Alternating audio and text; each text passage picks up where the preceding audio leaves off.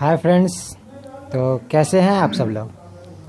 तो आज हम लोग अपना पार्ट 3 फ्रेंच रेवोल्यूशन का स्टार्ट करेंगे।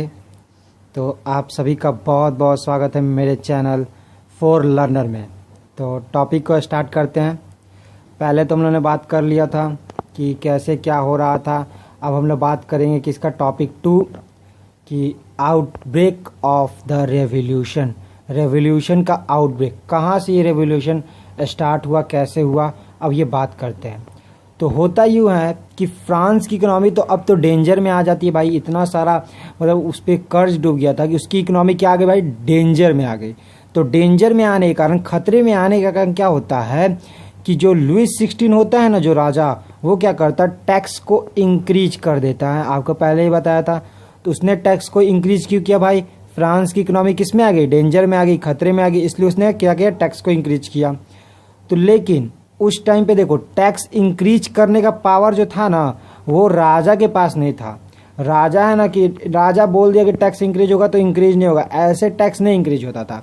टैक्स इंक्रीज करने के लिए भी एक व्यवस्था थी, बनाया गया था एक व्यवस्था जिसको कहा जाता था ई स्टेट जनरल मीटिंग। वहाँ पे जो होता था टैक्स को, कोई भी जो भी टैक्स है उसको वहाँ पे ले जाके पास किया जाता था, बताया जाता था, तब जाके वो टैक्स इंक्रीज होता था। ठीक है। तो ई स्टेट जनरल क्या, पहले ये जान लेते हैं। तो what was E state general. E state general क्या था। तो ई स्टेट जनरल एक पॉलिटिकल बॉडीज था। जैसे पॉलिटिकल बॉडीज होता है ना, जैसे कोई, जैसे मान लो कि जैसे हम लोग बात करते हैं लोकसभा, राज्यसभा, यहाँ से देखते हो ना कोई बिल पास होता है तब जाके वो लागू होता है। तो वैसे ही ई स्टेट जनरल भी वहाँ का था, एक पॉलिटिकल बॉडीज था, जहाँ पे ना जो तीनों ई स्टेट थे ना, जो तीनों ई स्टेट के लोग जो थे ना, वो अपने रिप्रेजेंटेटिव को वहाँ भेजते थे, अपने लोगों को एज ए रिप्रेजेंटेटिव वहाँ भेजते थे, एक उम्मीदवार की तरह वहाँ पे वो लोग भेजते थे। तो वो लोग जाते थे। तो इससे पहले भी ये स्टेट मीटिंग हुआ था, लेकिन कब हुआ था, तो 1614 में ये लास्ट मीटिंग हुआ था, 1614 में। उसके सोचो 100 साल बाद फिर से ऐसा हुआ, 150 साल बाद ऐसा फिर से एक चांस आया कि फिर से ये स्टेट जनरल की मीटिंग बुलाई गई। तो ये देखो, ये मीटिंग बुलाने का पावर बस पता है कोई भी नहीं बुला सकता, कोई भी ये स्टेट लेके नहीं बुला सकता, बस मोनार्च मतलब किंग के ही पास पावर थी कि वही बस इस मीटिंग को बुला सकता था। तो ये मीटिंग कौन बुलाएगा भाई, तो किंग बुलाएगा, मोनार्च बुलाएगा। तो ई स्टेट जनरल के मीटिंग में जितने भी जो थर्ड ई स्टेट जितने भी रिप्रेजेंटेटिव आए ना, तो देखो होता ही है कि ई स्टेट जनरल मीटिंग में क्या होता है, सब तो ई स्टेट के लोग आते हैं, वो वहाँ पे मिलते हैं और क्या करते हैं, प्रपोजल को पास करते हैं। जो भी टैक्स के लिए रहता है ना प्रपोजल, उसको क्या करते हैं, पास करते हैं। पूरे जो रिप्रेजेंटेटिव जो रहते हैं वो मिलके क्या करते हैं, पास करते हैं। तो इसका भी हो रहा था भाई कि इसके लिए भी मीटिंग बुलाई गई। तो वहाँ पे क्या हुआ कि 5 मई 1789 को कौन था भाई, लुइस 16 ने इस मीटिंग को बुलाया। किसने बुलाया भाई, तो लुइस 16 ने बुलाया। कहाँ बुलाया, तो वर्सैली के एक हॉल में बुलाया। वर्सैली जो जगह है ना, वहाँ पे एक हॉल है, वहीं पे उसने इस मीटिंग को बुलाया। ठीक है। तो क्या होता है भाई कि जो भी फर्स्ट ई स्टेट थे, सेकंड ई स्टेट थे, उसके कितने कितने रिप्रेजेंटेटिव थे, तो 300 रिप्रेजेंटेटिव थे दोनों के, मतलब क्लर्जी के 300 और नोबेलिटी के 300, मतलब टोटल कहा जाए तो 600 था कुछ। ठीक है, टोटल कितना था, 600 था। और वो कहाँ थे भाई, तो वो बैठे हुए थे किस पे, तो कुर्सी पे। कैसे, तो एक दूसरे के आमने सामने, जैसे होता है ना रो बना हुआ था, एक दूसरे के आमने सामने वो लोग बैठे हुए थे। मान लो यहाँ क्लर्जी सब बैठा हुआ है, तो उन्हीं के सामने नोबेलिटी सब बैठा हुआ है, समझे। तो ऐसा था। और जो थर्ड ई स्टेट थे ना, उसके टोटल 600 मेंबर थे। 600 मेंबर किसके थे, थर्ड ई स्टेट के। और वो कहाँ खड़े थे, तो वो सब कहाँ थे, तो वो सब इन ये सब बैठे हुए थे ना, उनके पीछे ये सब खड़े थे। ठीक है, इन लोगों को बैठने का भी जगह नहीं दिया जाता था। तो आगे ये होता है, जो थर्ड स्टेट के जो मेंबर थे ना, सब एकदम समृद्ध और एकदम एडुकेटेड मेंबर थे। मतलब जितने भी रिप्रेजेंटेटिव को थर्ड स्टेट वालों ने भेजा था, वो सब एडुकेटेड और एकदम समृद्ध थे। मतलब उनके पास सब चीज़, पहली बात क्या, एडुकेशन तो ही था, और धन दौलत में भी समृद्ध आदमी थे। उनको ही भेजा गया थर्ड स्टेट में। और जो जो ये था कि भाई देखो यहाँ पे ये एक पॉइंट है कि जो पीजेंट, आर्टिसियन और वुमेन्स, इन सबको वहाँ पे जाना मना था, इन सबको बाहर ही रहना था, उस हॉल के अंदर जाना इन लोगों को मना था। किनको किनको? पीजेंट, आर्टिशियंस, वुमेन्स, इन सबको वहाँ जाना मना था। अब देखो वोटिंग का, भाई देखो अगर ई स्टेट में वोटिंग होता था, वहाँ पे एक प्रिंसिपल था ई स्टेट जनरल वोटिंग का भी, तो वो क्या प्रिंसिपल था भाई कि जो भी ई स्टेट है उसका एक ई स्टेट का एक वोट होगा। मान लो कि केलर्जी है ना, तो पूरे केलर्जी में मतलब 300 जो आदमी है ना, वो पूरे 300 आदमी का एक वोट गिनाएगा। वो पूरा केलर्जी का जो ग्रुप है ना, वो पूरा ग्रुप का जो होगा ना, वो एक वोट गिनाएगा। नोबिलिटी का पूरा एक वोट गिनाएगा, और जो थर्ड स्टेट है ना उसका एक वोट गिनाएगा। मतलब टोटल 3 ही वोट होता था। तो जो थर्ड स्टेट, तो लुईस 16 जो था ना, राजा लुईस 16 था, वो चाहता था कि ऐसा ही सेम प्रैक्टिस हो इस बार भी वोटिंग में, कोई चेंज ना हो, जैसे पहले वोटिंग होते आ रहे थे वैसे ही हो। लेकिन जो थर्ड स्टेट वाले थे ना, उन्होंने नहीं माना। उन्होंने कहा ना कि ये नहीं होगा, ऐसा नहीं होगा भाई। जितने भी लोग हैं ना, जितने भी इस वर्सैली के हॉल में जो मेंबर प्रेजेंट है ना, उन सब का एक वोट गिनाएगा। मतलब एक मेंबर का एक vote, 1 member equals to 1 vote, ठीक है। उनका मानना ये था, उन सब का मानना कि 1 मेंबर है 1 वोट, ऐसा रहना चाहिए। तो होता क्या कि भाई किंग इस प्रपोजल को रिजेक्ट कर देता है। क्यों रिजेक्ट करता है कि देखो 600 मेंबर थे किसके भाई? थर्ड स्टेट के, और 300 थे किसके? क्लर्जी और नोबिलिटी के। ऐसा तो होगा, देखो 600 ही पूरा जो था ना, ये कंफर्म था कि 600 पूरा वोट देगा किसको? थर्ड स्टेट को। लेकिन जो 300 अगर मेंबर में से अगर एक भी अगर नकार जाता है, कहता है कि हम आपके पक्ष में वोट नहीं देंगे, थर्ड स्टेट के पक्ष में वोट दे देगा, तो क्या होगा? ये लोग तो हार जाएंगे। लेकिन हार जाएंगे और क्या होगा? जो टैक्स का प्रपोजल है वो पास नहीं हो पाएगा। तो इसलिए जो था ना, जो किंग लुईस 16 था वो बहुत चालाक था। वो चाहता था ना कि बस एक वोट, जैसे क्लर्जी का एक ही वोट गिना है, पूरे जो 300 मेंबर है उन सब का एक ही वोट गिना है। क्यों गिना है? कि भाई क्लर्जी और नोबिलिटी एक साथ मिल जाएंगे और मिल के इस बिल को पास कर देंगे, 2-1 से पास हो जाएगा भाई। तो क्योंकि भाई नोबिलिटी और टैक्स किसको देना है? टैक्स तो भाई थर्ड स्टेट वालों को देना है। नोबिलिटी और क्लर्जी को टैक्स देना ही है, तो वो तो अपने आप दोनों आपस में मिलके अब बिल को पास कर देंगे। तो ऐसा होता, तो इसलिए जो था ना, थर्ड स्टेट वाले कहे नहीं ऐसा नहीं होगा भाई, 1 मेंबर है 1 वोट, ऐसा करिए तब हम होगा। तो राजा ने कहा कि नहीं ऐसा नहीं होगा, हम ऐसा नहीं करेंगे। उन्होंने रिजेक्ट कर दिया इस प्रपोजल को। तो जितने भी थर्ड स्टेट के मेंबर थे ना, वो सब उठे और उठ के बाहर आ गए असेंबली से और प्रोटेस्ट करना चालू कर दिया। और उन्होंने असेंबली के बाहर प्रोटेस्ट कर दिया।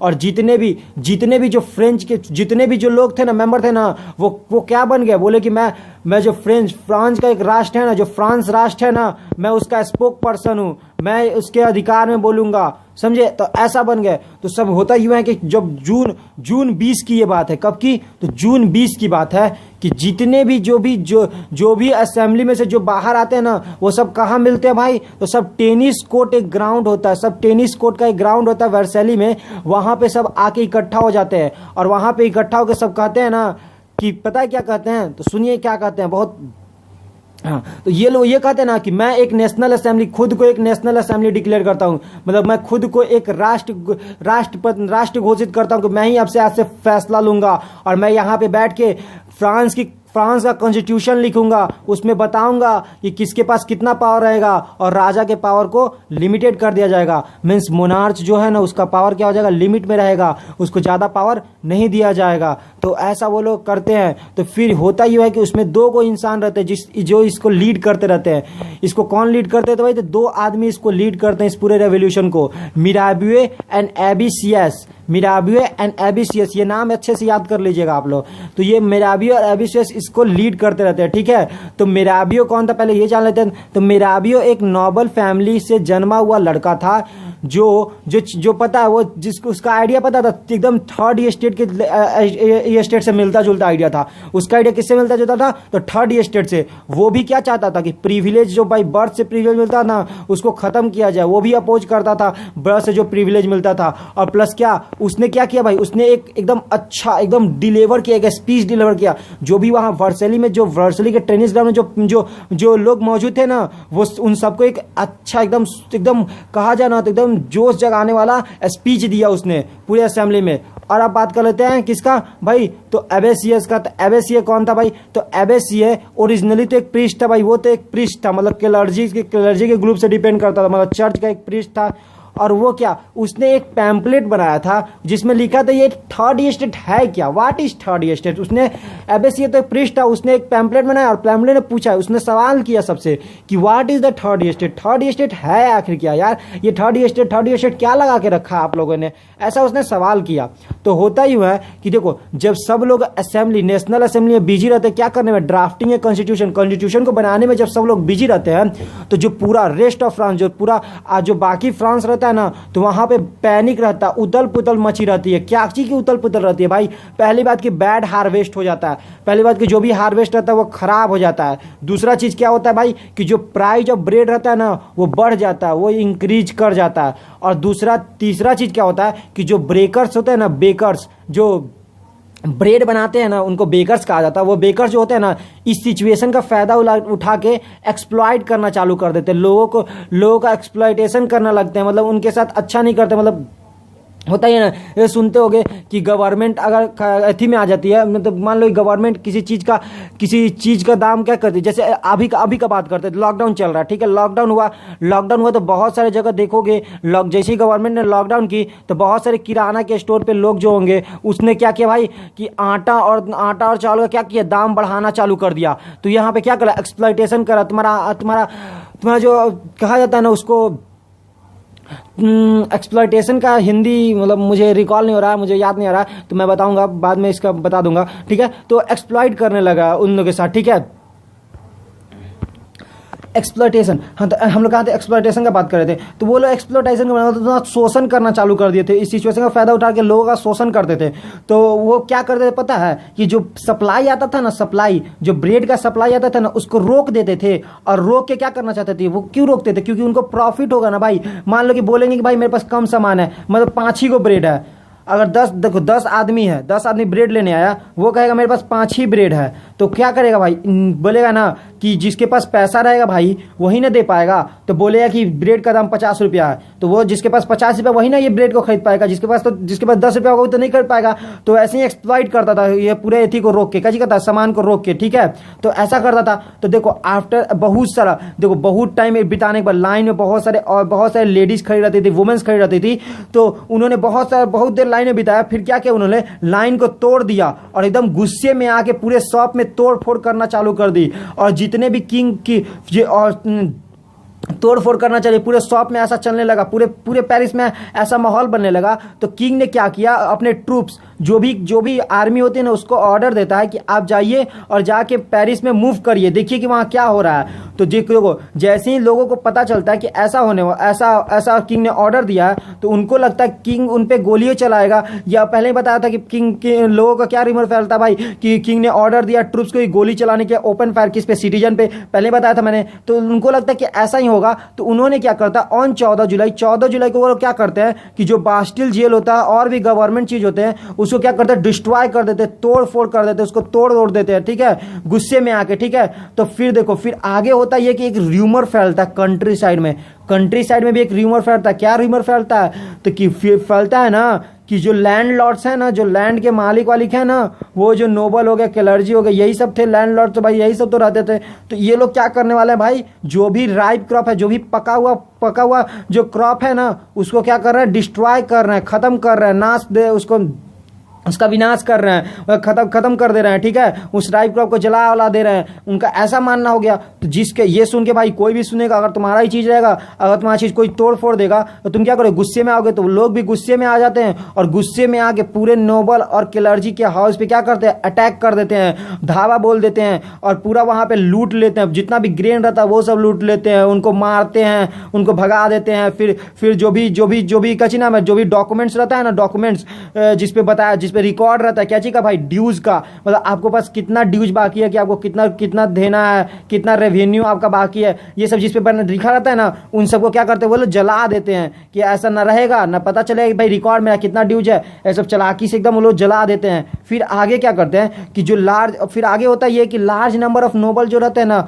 वो अपना घर छोड़कर दूसरे कंट्री में जाके माइग्रेट करने लगते हैं। और माइग्रेट करने लगते हैं दूसरे दूसरे कंट्री में जाके। और फिर देखो यह सब प्रॉब्लम देखते हुए, जब रिवॉल्ट का यह सब प्रॉब्लम देखते हुए, तो किंग जानता है ना, किंग देखा कि रिवॉल्ट का पावर तो बहुत ज़्यादा बढ़ गया। तो लुई 16 क्या करता है, जो भी वो फाइनली एक डिसाइड करता है, क्या वो नेशनल असेंबली को रिकॉग्नाइज कर लेता, कहता है कि मैं इस नेशनल असेंबली को मान लेता हूँ, एक्सेप्ट कर लेता हूँ। और एक्सेप्ट करके जो भी प्रिंसिपल होता है ना, प्रिंसिपल जो भी होता है ना, जो भी बताया रहता है उस कॉन्स्टिट्यूशन में, जो कॉन्स्टिट्यूशन में नेशनल असेंबली जो कॉन्स्टिट्यूशन बनाती है, उसमें जो लिखा रहता है ना किसका कितना पावर रहेगा, क्या नहीं रहेगा, वो सब वो मान लेता है। और पूरा एकदम कॉन्स्टिट्यूशन का जो ही बात लिखा रहता है वो किंग मान लेता है। और क्या होता है कि जैसे ही नेशनल असेंबली को वो मानता है, तो 4 अगस्त की रात में नेशनल असेंबली में एक ऑफिशियल ऑर्डर पास होता है, जिसमें क्या बताया रहता है, एबॉलिश क्या चीज का, फ्यूडल सिस्टम का, जो भी टैक्स लिया जाता है ना फ्यूडल के रूप में, उसको एबॉलिश कर दिया जाए। जो भी प्रिविलेज है बर्थ से उसको खत्म कर दिया जाए। जो भी तिथ है उसको भी एबॉलिश कर दिया जाए। जो भी लैंड लिया हुआ था, कौन लिया हुआ था, चर्च वाले जो लैंड लिए हुए थे ना, उसको भी एबॉलिश कर दिया, मतलब खत्म कर दिया जाए। ये सब कुछ नहीं चलेगा, ना फ्यूडल सिस्टम रहेगा, ना तुम्हारे पास ना किसी को प्रिविलेज देना है, ना किसी को तिथ देना है। तिथ मतलब जानते ही होगे, जो भी आपके प्रोडक्शन का 10%, जो भी आपके प्रोडक्शन का कुछ 10% जो देते थे हम लोग किसको, क्लर्जी को, फर्स्ट स्टेट को, वही तिथ कहलाता है। तो उसको भी एबॉलिश कर दिया गया। टाइल को भी, टाइल रहा क्योंकि डायरेक्ट टेस्ट रहा था, ठीक है। तो लैंड डायरेक्ट टेस्ट को एबॉलिश नहीं किया गया था, क्योंकि टैक्स तो देना पड़ेगा, बिना टैक्स दिया तो गवर्नमेंट चलेगा नहीं, तो कुछ तो टैक्स रहेगा ना। तो जो डायरेक्ट टेस्ट था टाइल, उसको रहा दिया गया। और ये जो डायरेक्ट टेस्ट था ना, ये सबके लिए लागू था, ना कि बस थर्ड स्टेट के लिए, ये सबके लिए लागू कर दिया गया, ठीक है। और आगे में क्या होता है, जैसे ही ये सब करते हैं ना, तो गवर्नमेंट को इसको पता क्या होता है, इससे बहुत बड़ा फायदा होता है, लगभग 2 बिलियन लीवर का उसको फायदा होता है। वहां पे हमने देखा था कि वो कैसे 2 बिलियन कर्ज में डूब गया था कि नहीं। लेकिन यहाँ पे हम लोग क्या देख रहे हैं, जैसे ही ऐसा सब किया गया तो गवर्नमेंट के पास क्या आ जाते हैं, 2 बिलियन लीवर का क्या आ जाता है, पैसा आ जाता है, एसिड आ जाता है एकदम। तो ये था हम लोग का टॉपिक, सेकंड टॉपिक। और अगले वीडियो में पार्ट 3 में हम लोग बात करेंगे अगले टॉपिक का। तो अभी के लिए आप लोग बस LSS करते रहिए, like share and subscribe. Thank you very much. Have a nice day.